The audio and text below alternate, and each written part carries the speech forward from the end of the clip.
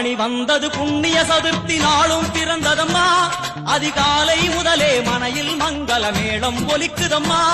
கஜமுகனின் வரவை காண குடும்பம் வாசலில் கூடுதம்மா.